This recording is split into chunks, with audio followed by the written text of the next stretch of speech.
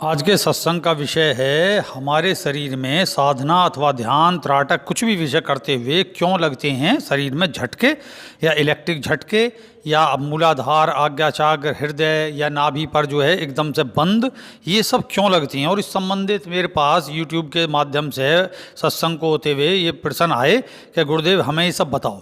तो इस पर मैंने साधकों को प्रश्न उत्तरी संबंधित एक जन सूचना भी लागू की है, उसे भी सुने और पूरी जो है सत्संग की वीडियो को सुना करें।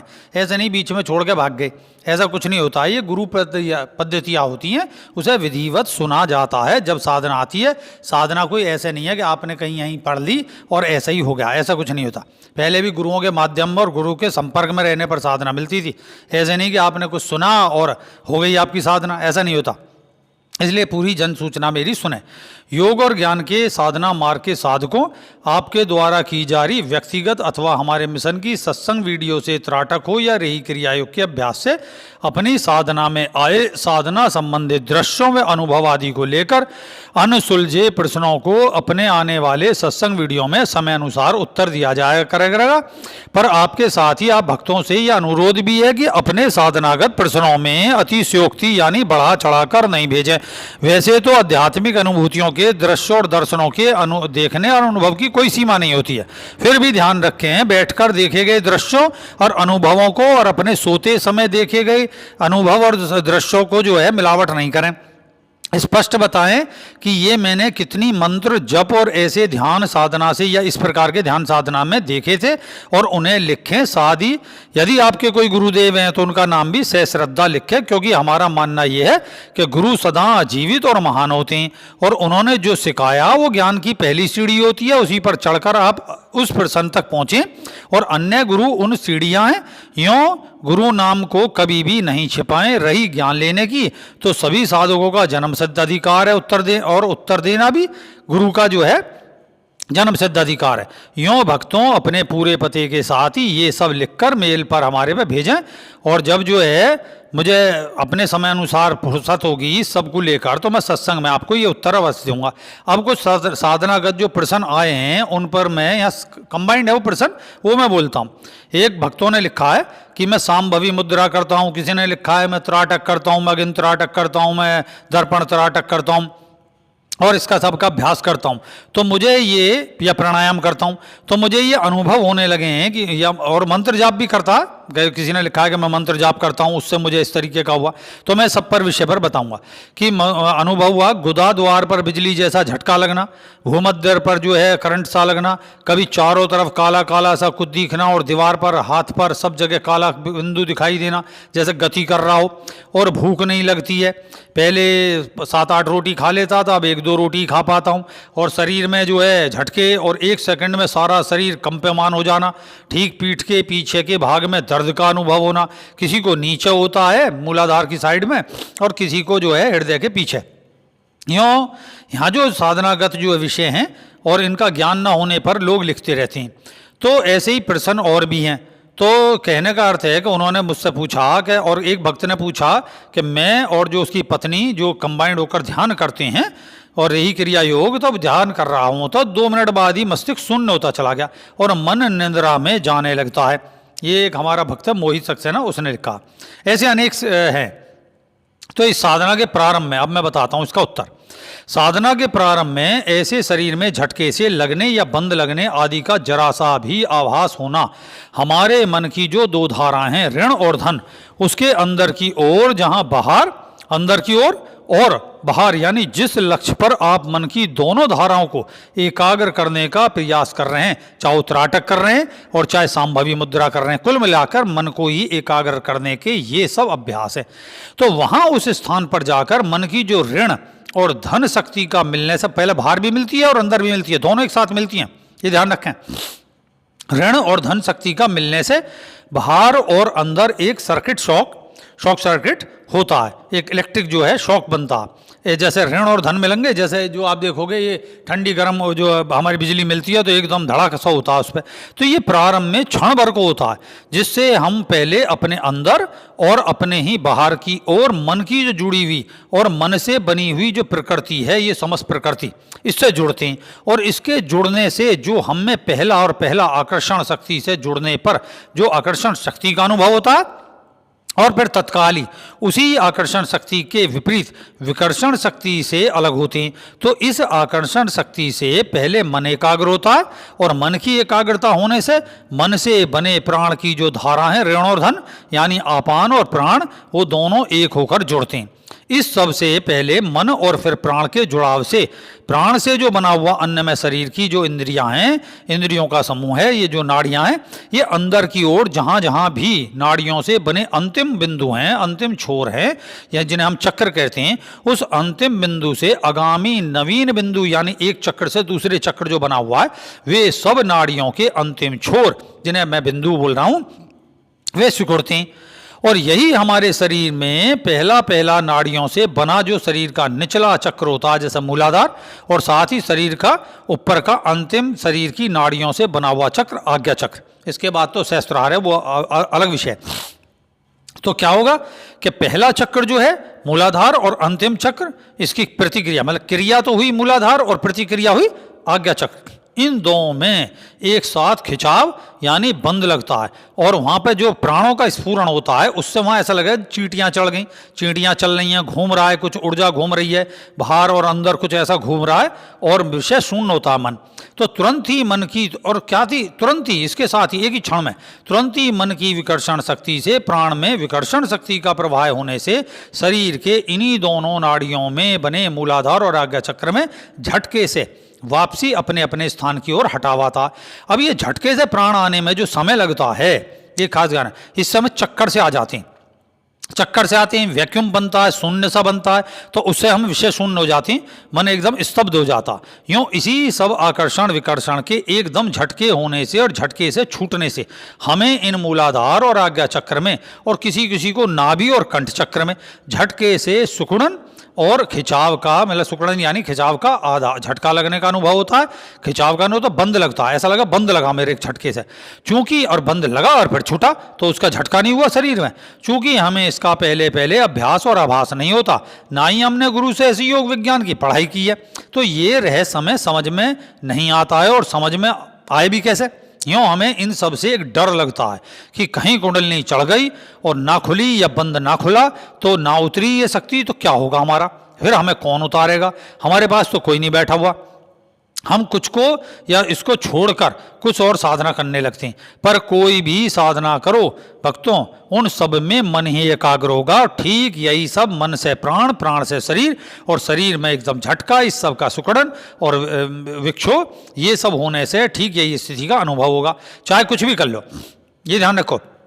यूँ ये सब गुरु के सानिध्य में और उसके संपर्क में समझकर किए जाते हैं। तो एकदम मत भगो कि जी चलें गुरु जी के पास, गुरु जी शक्तिपात क्यों करने बैठे, अपनी एनर्जी तुम्हें दे देंगे एकदम से, कि आगे सब जो है और कर्म सुधारे नहीं, और सेवा ना भक्ति ना जो है कुछ है, तो कैसे मिल जाएगा तुम्हें। तो पहले ज्ञान को पढ़ो और ज्ञान को पढ़ के उसे अपनाओ सही से, ध्यान से सुनो इन सबको। यूँ भक्तों में ये सब फिर मन और फिर प्राण, फिर शरीर के स्नायु मंडल में संकुचन और छूटने से होता है, क्योंकि इन सब के पीछे मन की दो शक्तियों का मिलन होता है।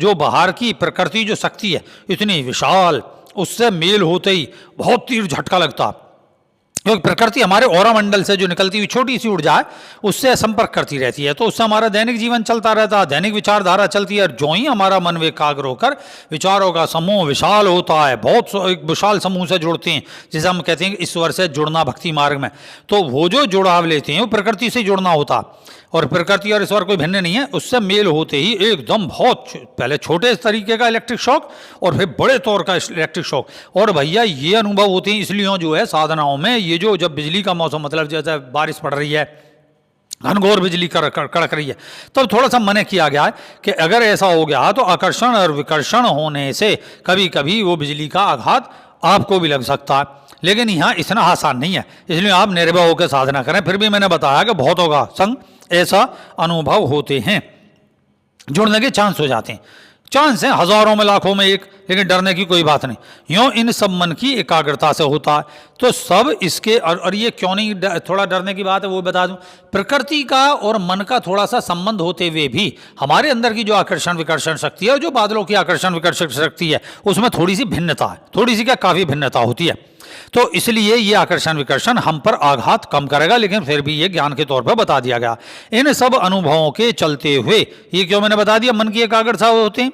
तो अनुभवों के चलते हुए साधक अपनी साधना पर कम क्या काम करेगा, साधना पर तो कम ध्यान देना शुरू कर देता है इन झटके आदि बंद लगने पर, और अपने साथ हुए इन अनुभव पर अधिक ध्यान देने लगता है। यूँ उसका मन अस्थिर हो जाता और एकाग्रता वो खोने लगता है।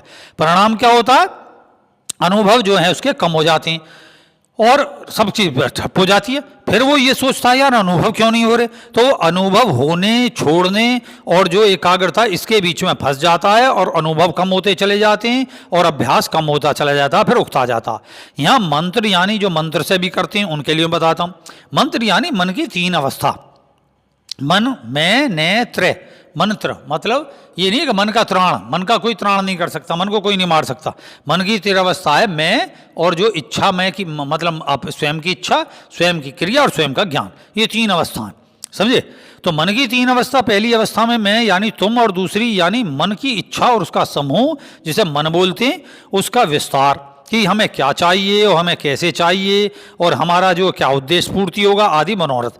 ये फिर इस इच्छा की प्राप्ति को अपने अंदर और बाहर की जो दो प्रकृति हैं, जब भी मैंने बताया ऋण और धन, आकर्षण और विकर्षण शक्ति के जुड़ने की क्रिया और उसका जो क्रिया का जो अनुलोम विलोम रूपी घर्षण, क्योंकि आकर्षण और विकर्षण चलते रहते हैं हर क्षण में, तो वो आकर्षण होगा विकर्षण होगा, इसी को बोलते हैं अनुलोम विलोम रूपी घर्षण, जिसे हम योग कहते हैं।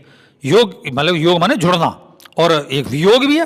तो इस क्रिया और इस अनुलोम विलोम के घर्षण रूपी योग और वियोग को जो है हम क्रिया जो होती है इसे बनकर मिलता है क्रिया योग, इसी से बनता है क्रिया योग जो हम शब्द कहते हैं कि हम क्रिया योग कर रहे हैं। तो ये अनुलोम विलोम है, मन का अनुलोम ऋण धन और आकर्षण विकर्षण का जो क्रिया योग है। तब हमें मंत्र की तीसरी अवस्था यानी ज्ञान यानी फल की प्राप्ति होती है। तब यही मंत्र की तीन अवस्थाओं की, मन में भी जो तीन अवस्थाएं क्रिया प्रतिक्रिया और उसका मध्य, जिसे हम इंगला पिंगला और सुषुम्ना कहते हैं। सुषुम्ना है मध्य, इंगला पिंगला जो है आकर्षण विकर्षण है। यूँ चंद्र और सूर्य कहा गया, गर्म और ठंडा, और फिर इन दोनों मिलकर जो सुषुम्ना बनता है। सुषुम्ना में इलेक्ट्रिक शॉक होती हैं, ये सब ध्यान रखें। जो ही मंत्र और मन में मेल होता है त्यों ही ऊपर बताई गई सारी क्रियाएं हमारे शरीर में होती हैं। और मन और बाहरी प्रकृति की जो ऋण और धन शक्तियों के मेल से पैदा हुई तड़ित ऊर्जा, उसमें कहीं से भी अंदर आना और ये बंद लगने का, छूटने का, गहरे सांस चलने का, धीमी व तेज भस्त्रा चलने का, मन का शून्य हो जाने का, विक्षिप्तता आदि होते हैं। तो समझ गए वक्त। अब इसी सब साधना के चलते हमें खुराक यानी अन्न की मात्रा जो घटती बढ़ती रहती है उसे समझना होगा। अन्न में शरीर में बदलाव आता है जब हम ये सब करते हैं। जो हमारा बाहरी शरीर है उसमें बंद लगने आदि से जो हमारी जो ऊर्जा है वो क्षीण होनी बंद हो जाती है, और कुछ दिनों या 1 महीने या 2 महीने तक भी ऐसी कम भूख लगने या खाने की वृत्ति बढ़ने से, या अचानक तो भूख बहुत कम हो गई और बहुत दिन तक भूख कम रही और अचानक एकदम से खाने की वृत्ति बढ़ गई, तो फिर अचानक ही अधिक भोजन करने की भूख बढ़ती है। ये सब प्रकृति और उसकी जो भौतिक प्रकृति में व्याप्त आकर्षण विकर्षण शक्ति के खिंचाव के प्रभाव से होता है। क्योंकि भौतिक और स्थूल प्रकृति का हमसे जब संपर्क होता है तो इसका प्रभाव अभी नहीं घटा, ये ध्यान रखें। और इसका प्रभाव ज्यों ही घटता है त्यों ही हमारे स्थूल भौतिक शरीर जो है, ये स्थूल शरीर, इस पर आघात या प्रभाव पड़ के आपके शरीर में इससे बने बंधन यानी जुड़ाव होने से आपके औरा मंडल से ऊर्जा प्रकृति के अंदर आपके मूलाधार चक्र और स्वाधीन चक्र पर प्रभाव डालती है। तो भूख को ये घटा देती है, और अचानक जब वो प्रभाव हट जाता है विकर्षण शक्ति से तो फिर क्या होगा, एकदम भूख बढ़ जाएगी। तो जो पहले पूर्ति नहीं हुई उसकी भी पूर्ति करने को मन शरीर मांग करेगा, और तो हमें भूख लगेगी तरह तरह की। इसके ऊपर असर कुछ अलग होने लगता है, जैसे कभी मीठा अधिक खाओगे तो कभी फीका अधिक खाओगे, कभी तीखा कभी खाओगे और कभी ज़्यादा भोजन करोगे, कभी फलों की मांग बढ़ जाएगी शरीर में, मन फलों को देख के मन करेगा, और कभी दूध पर ही निर्भर रहने की वृत्ति आपकी बढ़ेगी और घट जाएगी फिर एकदम साधना के चलते हुए। तो ये चक्कर चलता है। इसी प्रकार की इस प्राकृतिक वृत्ति के बढ़ने घटने को ही योगी अजगरी वृत्ति कहते हैं। तो कभी भूख कभी नहीं, यों सब साधना पर ध्यान दो। ये ध्यान रखो, साधना ध्यान। इसलिए लोगों ने, योगियों ने कहा है, कर्म किए जा फल की इच्छा मत कर। अर्थात कर्म पर ध्यान दे, फल तो उसके टाइम पर अपने आप प्राप्त हो जाएगा। यों ध्यान दो, प्रकृति स्वयं रक्षा करती है। प्रकृति का मतलब जो हमारी आंतरिक जो है, हमें ज्ञान है, मन की एक धारा है जिसमें सदा ज्ञान है, और एक है जो प्रैक्टिकलवादी है। तो ये सदा ज्ञान और प्रैक्टिकल दोनों मिलकर उसको कन्फर्म करते हैं कि ये जो ज्ञान हम पे है ये पक्का है। तो ये प्रयोग और चलते रहते हैं। यूँ कोई चिंता नहीं करनी चाहिए, यदि ऐसा चले भी तो क्या, कोई फर्क नहीं, क्योंकि वैसे भी प्राण जो है, प्राण में शरीर जो को वायु की जो आवश्यकता है उसके अनुरूप प्राण भोजन मिल जाता है। ठीक आगे चलकर इसी अवस्था के बढ़ने पर ही योगी केवल 5 घरों से जो भिक्षा मांगकर खाते थे, जिससे किसी का अन्न में जो है, जो अन्न जैसे आपने खाया, किसी का मन नहीं है उस तरह का, जैसा अन्न वैसा मन, जैसा मन वैसा अन्न। तो ये जो है उस वृत्ति को नष्ट करने के लिए, उसका प्रभाव नष्ट करने के लिए वे 5 घरों से भिक्षा मांग के, जबरदस्ती नहीं करते। आजकल भिखारी हैं, जबरदस्ती भिखारी जो है प्रेशर करते हैं, वो तो मंगता है वैसी, उनकी बात छोड़ो, योगियों की बात की जा रही है। पर जो घरेलू साधक हैं उन्हें अपने दूध में जरा सा देसी घी डालकर पीना चाहिए जब भूख ना लगे। इस तरीके वृत्ति हो गए, अन्न नहीं खा रहा, तो उसे अन्न में शरीर और प्राण में शरीर की आवश्यक पूर्ति, जो आवश्यकता की पूर्ति है वो हो जाती है। प्रारंभ में बाहरी शरीर में स्थिरता आती है, और इससे क्या होगा, जो शुरू में झटके लगेंगे और एक शरीर होगी, नींद की मात्रा बढ़ जाएगी। और चिंता ना करें, आगे जागृति भी बढ़ जाती है, नींद उड़ जाएगी कि आपकी मंत्र चल रहा, नींद उड़ गई, आपको नींद ही ना के दे रही, 1-8 घंटा हुई, तो आप डरो मत रहा, क्योंकि अभ्यास आपके छूट रहे हैं, जन्मों के जो अभ्यास हैं जड़ता के, वो खत्म हो रहा है, तो नींद उड़ जाएगी। इस सब अवस्था में लोगों से हाथ मिलाना, उनके निकट बैठने से थोड़ा बचना चाहिए। और इससे सबसे बड़ी बात जो है, अपने अनुभव पर बिल्कुल ध्यान नहीं दें। अनुभव लिख लो, बस ज़्यादा करो तो अनुभव लिख लो, वैसे कोई फर्क नहीं पड़ता। तो अनुभव होंगे भी और कभी बिल्कुल नहीं होंगे, ऐसा हो जाएगा शून्य। अरे मुझे तो अनुभव ही बंद हो गए मेरे तो सारे। यूँ इन पर ध्यान नहीं दो, केवल जो है अपना ध्यान करते रहो, अभ्यास करते रहो। तो ये सब ध्यान नहीं देना ही साक्षी ध्यान कहलाता है। अब साक्षी ध्यान कहाँ आता है इस साधना में, वो यहाँ आता है कि कर्म जब करोगे और फल की इच्छा नहीं करोगे, तब एक अवस्था घटती है ध्यान की, उसे बोलते हैं साक्षी ध्यान। साक्षी ध्यान ये नहीं कि जबरदस्ती अपने को जो है साक्षी बना लो, ये नहीं है। तभी साक्षी यानी तटस्थता नामक ध्यान की उत्पत्ति होती है। ये पहले नहीं आएगा, अपने आप उत्पत्ति होती है, क्रमबद्ध उत्पत्ति होती है, तब साक्षी। और ये जो मैंने बताई तटस्थता बोलते हैं इसे हमारी भाषा में। यूँ इसी का अभ्यास होने से ही शून्यता को पकड़ा जाता है, और तब शून्यता आने से वैराग्य आता है, और इसी वैराग्य की साधना के बल से, अर्थात वैराग्य जब बढ़ता है, उसका बल बढ़ता है, उस साधना में जो अनुभव होते हैं और होंगे उन्हें साधा जाता है। और इसी सभी तटस्थता और साक्षी के बल से सांभवी मुद्रा हो या किसी भी, सांभवी मुद्रा क्या, अंतर बाहर खुली आंख से देखना, और ऐसी त्राटक में, त्राटक भी जो आप किसी भी विषय पे लक्ष्य पे ध्यान लगा रहे हो, तो वहाँ भी बाहर भी देख रहे हो और अंदर भी देख रहे हो। इसी त्राटक का अभ्यास हो, और जो रही क्रिया योग करते हैं, उस रही क्रिया योग में भी अभ्यास होता है, तो मैं बता दूं।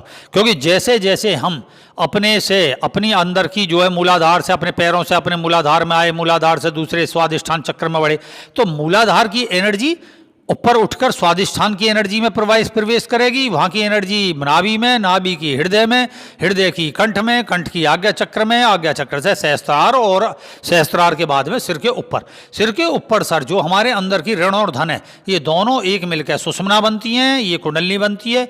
और यही आकर्षण शक्ति जब हम सामने वाले जो अपना, जिस समय हम मनोकामना से ध्यान कर रहे हैं उसके अंदर प्रवाहित करेगी, तो उसके ऑरा मंडल में प्रवेश करेगी, समझे। तो हम अपनी आकर्षण शक्ति जो शुद्ध है, उसे आकर्षण शक्ति उसके सिर, सहस्त्रार, आज्ञा, कंठ, उसके हृदय, उसके नाभि, उसके मूलाधार स्वादिष्ठान, और उसके मूलाधार, उसके पैर, इसमें हम प्रवेश कराते हैं अपनी पॉजिटिविटी शक्ति को। तो इन सब 7 चक्रों से 9 चक्र हो जाते हैं वैसे तो, 7 चक्रों में मूल में प्रवाहित करते हैं, जो एक एक करके जैसे एनर्जी चलेगी, और उन क्षेत्रों की अलग अलग एनर्जी है, वो एनर्जी झटका देती चलेगी, शून्य झटका, शून्य झटका, शून्य झटका। ऐसे क्या होगा कि आपको, जब आप ये अपने अंदर की इस एनर्जी को एकाग्र करोगे, ऋण धन आपके अंदर के एकाग्र उड़ते हुए ऊपर तक आएंगे, तो आपका मस्तिष्क सो जाएगा, शून्य की अवस्था होगी, माला छूट जाएगी, आपको झटका लगेगा जैसे मैं नींद में जा रहा हूं, क्योंकि मस्तिष्क को आदत नहीं है आप उसे ऑटो पायलट अपने कंट्रोल में करते हैं, तो नतीजा क्या होता है कि आपको शून्य की स्थिति हो जाएगी, आप सो जाओगे। तो ये कोई सोना नहीं है, मस्तिष्क को साधना के द्वारा योग निंद्रा में डालना है। फिर जब आप योग निंद्रा में आ जाओगे तो मस्तिष्क जो है अपने आप ही कंट्रोल करना लगेगा। फिर मन की स्थिति आ जाती है, वो कंट्रोल करता है, फिर मस्तिष्क की स्थिति नहीं रहती। तो फिर सूक्ष्म शरीर की स्थितियां होती हैं, तब जो है सामने वाले से आकर्षण और अपने अंदर से आकर्षण, ये विकर्षण तो यूँ लगता है हमें क्योंकि हम अपने से फेंक रहे हैं, तो हम अपने ऊर्जा फेंकनी सीखते हैं, खींचनी सीखते हैं, फेंकनी सीखते हैं, खींचनी सीखते हैं। तो इससे ही अपने असम्मोहन मैस्मरेज ये सब शक्तियाँ आ जाती हैं क्रिया योग करने के अभ्यास से। तो इसे करते रहो। तो भक्तों, इन अवस्थाओं में धीरे धीरे आपकी साधना के बल से, नियमितता से सभी योग की अवस्थाओं में पकड़ बनती जाएगी। तो भक्तों, आप अपनी इन साधनाओं के अनुभवों को हमारी मेल आईडी है उस पर भेजें, प्रश्नों को समय अनुसार उत्तर दूंगा एक एक करके, और साधना की इन वीडियो को देखते रहें, अनुभव करें और साधनाओं का आकलन करें, जो है संकलन करें और बढ़ाएं। आशीर्वाद के साथ में फिर मिलते हैं, और इसी के साथ जय सत्यम सिद्धाय नमः।